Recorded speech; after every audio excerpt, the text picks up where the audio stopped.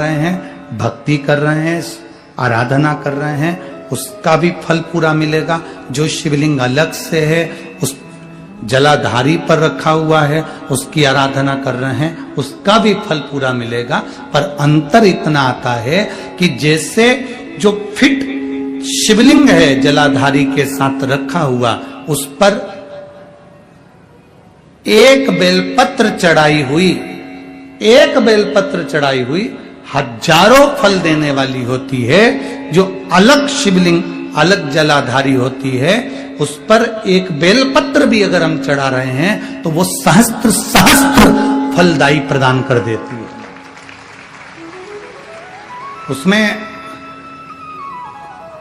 कई लोगों के मन में एक संशय हो जाता है, हमारे नीचे का जो जलाधारी है वो चांदी की है, शिवलिंग नर्मदा के कंकर का।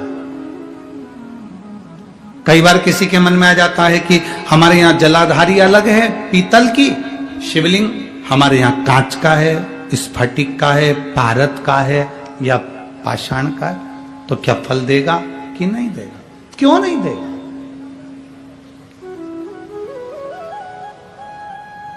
अब आपसे पूछते हैं, गंगा जी के जल को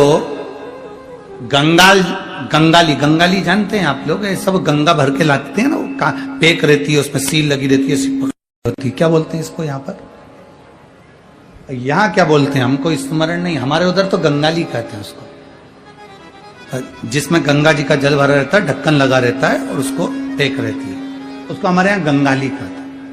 तो गंगा जी के जल को चाहे तुम गंगाली में रख लो और गंगा जी के जल को चाहे तुम पानी के लोटे में रख लो, जल बदलेगा क्या?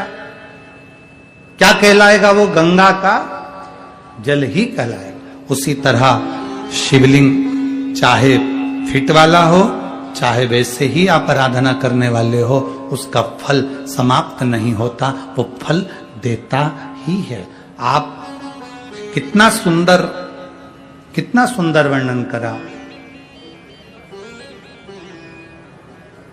एक बार बाले ने गुरु नानक देव जी से प्रश्न किया,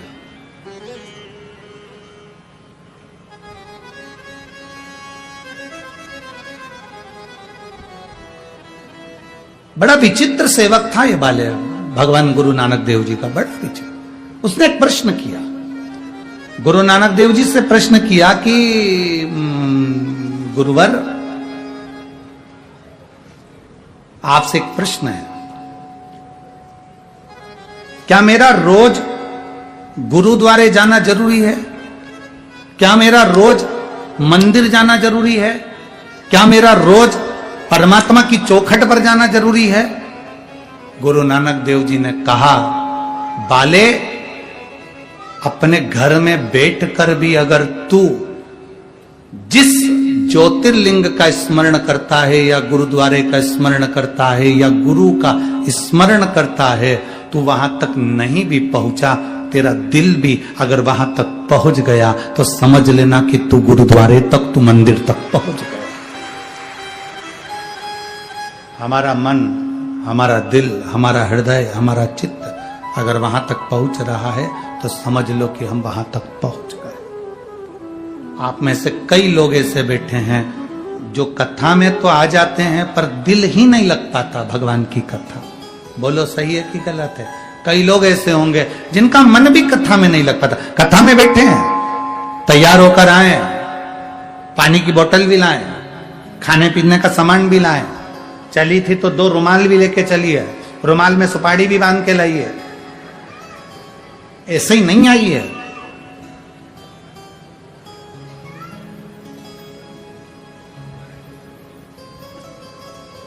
दिल भी तो लगना चाहिए, मन भी तो लगना चाहिए। जहां मन परमात्मा से लग जाता है, फिर परमात्मा हमसे दूर नहीं रहता, हम परमात्मा के करीब में पहुंच जाते हैं और परमात्मा हमारे करीब में आ जाता है। कोई देवता, कोई देवी, कोई अनुष्ठान बिना शिव के पूर्ण नहीं हो सकता।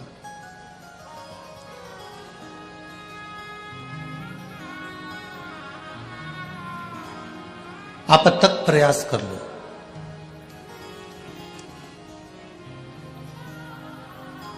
रामचरितमानस में वर्णन आता है कि राम जी को प्राप्त करने का साधन ही शिव है।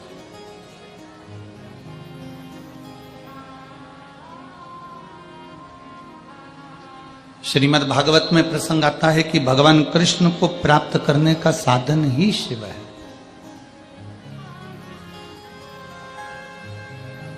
बिना शिव के राम नहीं मिल सकते, बिना शिव के भगवान कृष्ण नहीं मिल सकते, बिना शिव के देवी नहीं मिल सकती, बिना शिव के दत्त नहीं मिल सकते, बिना शिव के आपको कोई, जिसका तुम भजन कर रहे हो, जिसका तुम स्मरण कर रहे हो, वो बिना शिव के मिल ही नहीं सकता, वो मिलेगा ही नहीं।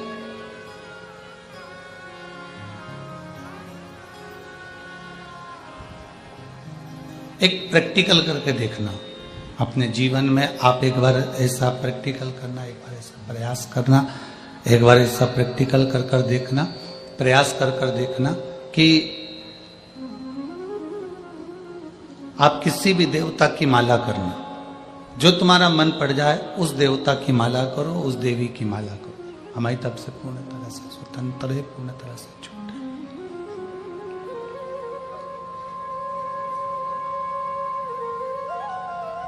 आप किसी भी देवता की माला करो, किसी भी देवी की माला करो, एक लोटा जल यदि आप भगवान शंकर को समर्पित कर कर आसन लगाकर माला करने बैठे हो, भगवान को भजने के लिए बैठे हो, शिव को जल चढ़ाकर अगर तुम भगवान का भजन करने बैठे हो, तो निश्चित तुमने जो माला करी है उसका फल तुम्हें 3 से 4 दिन में मिल ही जाता है। अगर शंकर को जल चढ़ाकर तुम माला करने बैठे हो तो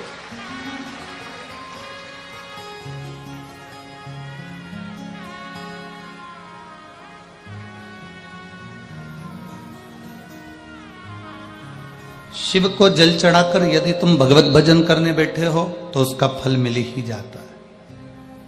आप में से कितने लोग हैं जिन्होंने रामायण पढ़ी है या सुनी है? सबने पढ़ी है ना? रखो हाथ। कभी तो पढ़ी होगी, कभी तो सुनी होगी, कभी तो स्मरण किया होगा। अगर आपने रामायण पढ़ी है, सुनी है, देखी है, तो उसमें सबसे पहले जो चरित्र आता है रामचरितमानस में, सारे चरित्र बाद में आते हैं, सबसे पहले चरित्र आता है भगवान शंकर का।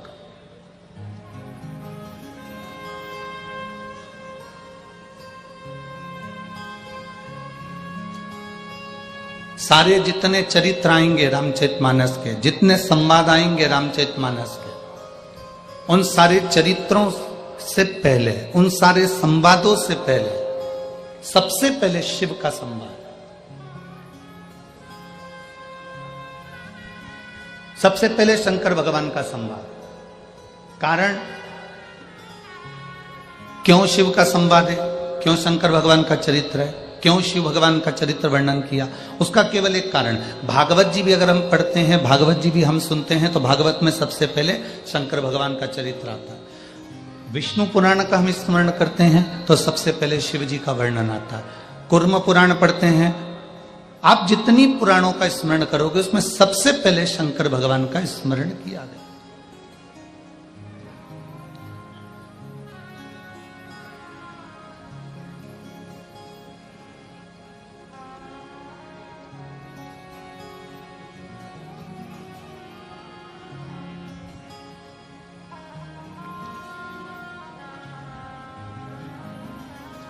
महाराष्ट्र की भूमि पर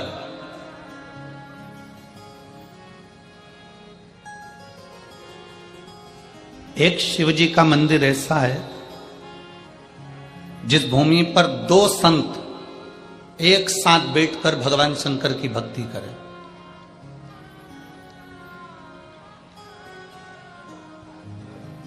महाराष्ट्र की पवित्र भूमि पर एक शंकर का मंदिर ऐसा है जहां राष्ट्र के 2 अनमोल हीरे, अनमोल संत, राष्ट्र के रतन, जिन्होंने शिव का दर्शन एक साथ किया,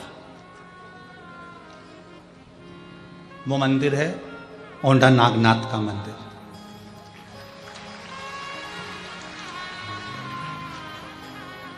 औंढा नागनाथ के मंदिर में जब नामदेव जी महाराज भजन करने के लिए अंदर गए और वहां के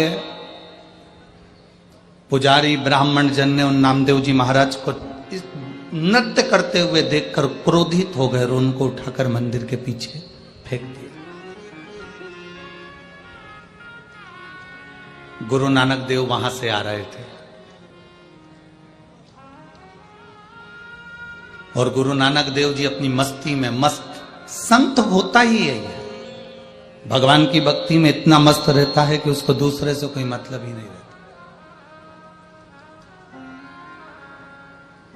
गुरु नानक देव जी आ रहे थे और गुरु नानक देव जी स्तुप्त होकर खड़े हो गए उस औंढा नागनाथ के मंदिर के दरवाजे पर।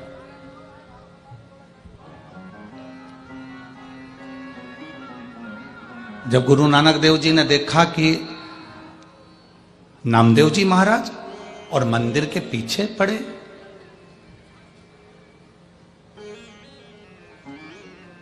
नामदेव जी महाराज का बहुत सारा समय पंजाब की धरा पर निकला था। कई शास्त्रों में तो वर्णन मिलता है कि 18 वर्ष तक संत नामदेव जी महाराज पंजाब की धरा पर गुरु नानक देव जी महाराज के सानिध्य में रहे। हमारे शास्त्र वर्णन करते हैं।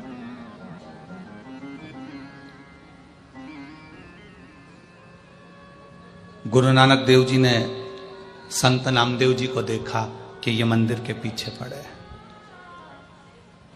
गुरु नानक देव जी ने आवाज लगाई, नामदेव, नामदेव। नामदेव जी उठकर खड़े होकर प्रणाम कर कर बोले, गुरुवर आप, स्वामी आप। गुरु नानक देव जी ने पूछा, नामदेव तुम्हें तो मंदिर के अंदर होना चाहिए था, तो तुम मंदिर के बाहर क्या कर रहे हो?